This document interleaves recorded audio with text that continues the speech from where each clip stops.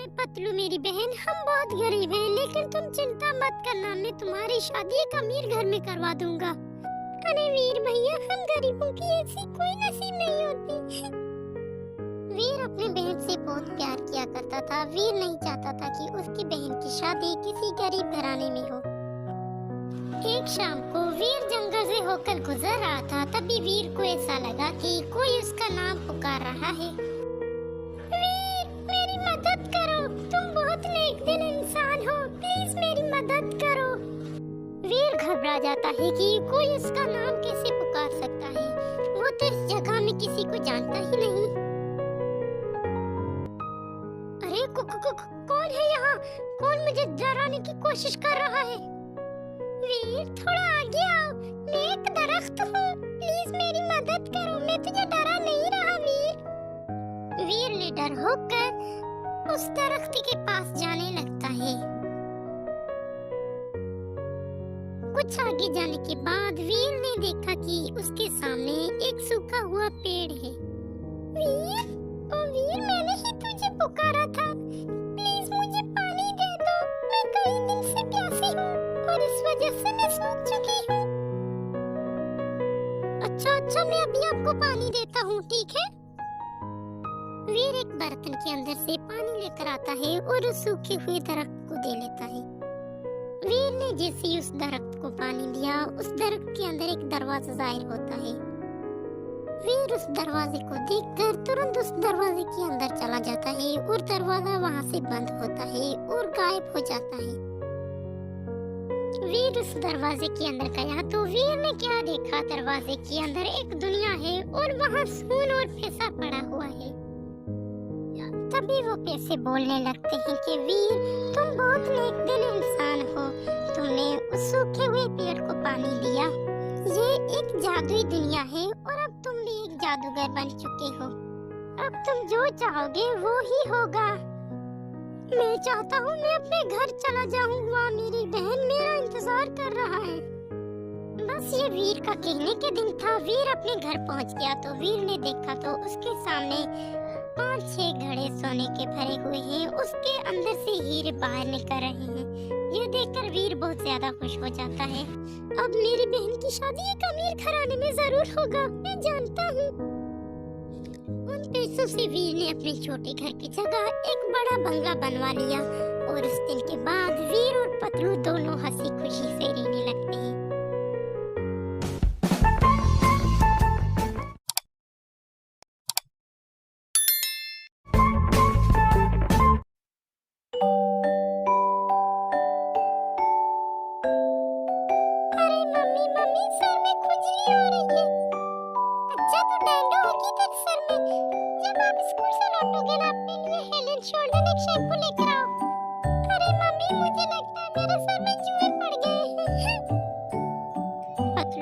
पतलू की बात पर तवज्जो नहीं देती और वहाँ से चली जाती है।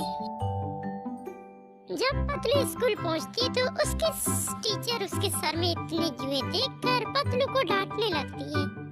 अरे पतलू, तेरे सर में बहुत जुए हैं, फिलहाल तुम घर जाओ, जब तुम्हारे सर के सारे जुए निकल जाए तो फिर स्कूल आ जाना, नहीं तो तुम मेरे स्कूल के सारे शागिर्दों को जुए फैला दोगे। अपनी मम्मी से बोलकर पहले अपने जुए साफ करवा लो। ऐसा कहकर उसके टीचर वहाँ से चला जाता है। मम्मी, बस आपको मेरे जुए दिखाई नहीं दे रहे, यहाँ तक कि टीचर को भी वो दिखाई दे रहे। टीचर ने कहा कि नहीं, तुम वहाँ से चले जाओ, नहीं तो तुम मेरे सारे शागिर्दों को जुए फैला दोगे। अरे जाओ, जुए वाली कंघी से साफ कर लो सारे जुए। पतलू की माँ घसीदा राम एक कामचोर लड़की थी और वो कभी भी पतलू के बात पर तवज्जो नहीं देती थी। पतलू अपने सर के जुओं को साफ कर करके थक चुकी थी, लेकिन जुए कम होने की नाम ही नहीं ले रहे थे। इसी तरह से समय गुजरने लगता है। अब पतलू समय के साथ साथ बड़ी हो गई थी। अरे पतलू, ये अपने सर के जुए साफ किया कर, अब तुम्हारी शादी की उम्र हो गई है, समझी? मम्मी, मैंने साफ कर कर थक चुकी हूँ, थोड़ा आप भी साफ करो प्लीज मम्मी। अरे पतलू, मैं क्यों साफ करूँ, तुम छोटी बच्ची तो नहीं हो। पतलू की माँ पतलू की बात पर तवज्जो नहीं देती और वहाँ से चली जाती है। और बस इसी तरीके से सब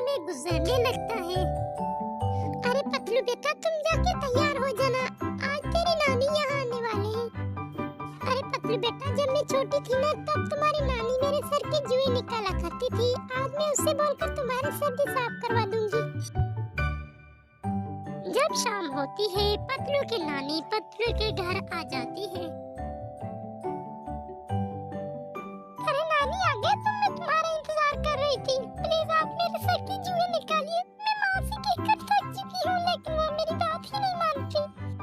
अरे बेटा पतलू, तेरी माँ सचमुच एक कामचोर लड़की है, वो कोई काम नहीं करती। जिसके बाद पतलू के नानी ने पत्तों की मदद से कुछ ऐसी दवाई बना ली है जिससे पतलू के सर पर लगाने से ही पतलू के जुएं 1-2 दिन में ही खत्म हो गए। थैंक यू नानी, अगर आज भी यहाँ नहीं होते तो शायद मैं अपने सर की जुएं कभी नहीं निकाल सकती। और फिर कुछ ही दिन बाद पतलू की शादी जॉन नाम के अमीर आदमी के साथ हो जाती है।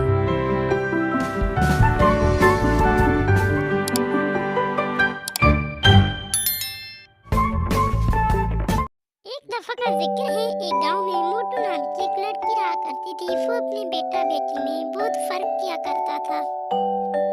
अरे बेटा जॉन, तेरे कपड़े पुराने हो गए, आज चल तुझे शहर में कपड़े खरीद कर देती हूँ। मम्मी मम्मी, भाई ने अगले ही महीने न्यू ड्रेस खरीदा था, मैंने 1 साल से कुछ भी नहीं खरीदा, आज मुझे भी अपने साथ लेके चलो माँ। अरे पतलू, मेरे पास तुझे देने के लिए कुछ भी नहीं है, और हाँ एक बात याद रखना, अपने भाई की बराबरी मत करना, समझी तुम? अरे मम्मी ये सब छोड़ो, अब जल्दी चलो, हमें देर हो रही। जी चलो चलो जॉन बेटा। पतलू जब अपनी माँ और अपने भाई को जाती हुई देखती है तो पतलू दिल ही दिल में बहुत निराश हो जाती है। अरे मम्मी मैं स्कूल जा रहा, मेरा टिफिन कहाँ है? अरे माँ, क्या भाई के साथ मैं भी स्कूल पढ़ने जाऊँ? अरे तू कहीं नहीं जाएगी, मैंने तुझसे पहली बार भी कहा है कि जॉन की बराबरी मत करना, समझी? और बस इसी तरीके से कई साल गुजर जाते हैं। जॉन और पतलू दोनों अब बड़े हो गए थे। जॉन हर रोज अपने दोस्तों के साथ बाहर घूमने जाया करता था और पतलू घर में अपनी माँ के साथ काम में हाथ बटाया करती। अरे पतलू, आज जाके तुम तैयार हो जाना, आज शाम तुझे लड़के वाले देखने के लिए आ रहे हैं। ठीक है मम्मी, मैं अभी तैयार होकर आती हूँ। वैसे मम्मी मेरे सारे कपड़े पुराने हैं, तुमने कभी मुझे कोई नए कपड़े खरीद कर भी नहीं दिए। अरे पतलू, कुछ ही दिन की बात है, तुम तो यहाँ कुछ दिन की मेहमान ही हो, बस आज के दिन अपने गुजारा कर देना। मम्मी तुम सही कहती हो, कुछ ही दिन की बात है, पहले भी कभी तुमने खरीद कर नहीं दिए। ऐसा कहकर पतलू बेचारी तैयार होने के लिए अपने कमरे में चली जाती है। जब शाम को लड़के वाले आते हैं तो उन्हें पतलू बहुत पसंद आ जाता है। पतलू के ससुराल वाले पतलू एक सोने का हार, उसे एक सोने का अंगूठी देते हैं। बेटा जॉन, आज बाहर मत जाओ, मुझे बहुत तेज बुखार है, मुझे लगता है मैं मर जाऊंगी, तुम डॉक्टर को जल्दी बुला कर ले आओ। अरे मम्मी, मेरे दोस्त बाहर खड़े हैं और मैं उसका टाइम जाया नहीं कर सकता, मैं जा रहा हूँ। जॉन अपने माँ की बात नहीं सुनता और वहाँ से चला जाता है। जैसे जॉन वहाँ से जाता है, मोटू वही चकरा कर फर्श पर गिर जाती है। जैसे ही पतलू सुनती है कि उसकी मम्मी के कमरे से कोई आवाज आ गई गिरने की। अरे मम्मी, मैं आपको कुछ होने नहीं दूंगी, लेकिन सारा पैसा तो भैया ले गए। हाँ याद आया, जो जो मेरी माँ जी ने मुझे हार दिया था, वो हार बेच कर मैं तुम्हारा इलाज करवाऊंगी। मम्मी मम्मी, मैं सचमुच आपको कुछ होने नहीं दूंगी। पतलू का जो हार और जो अंगूठी उसके ससुराल वालों ने दिया था, पतलू ने उन्हें बेचकर उसे जितना पैसा मिला उन्हें लेकर वो हॉस्पिटल चली जाती है।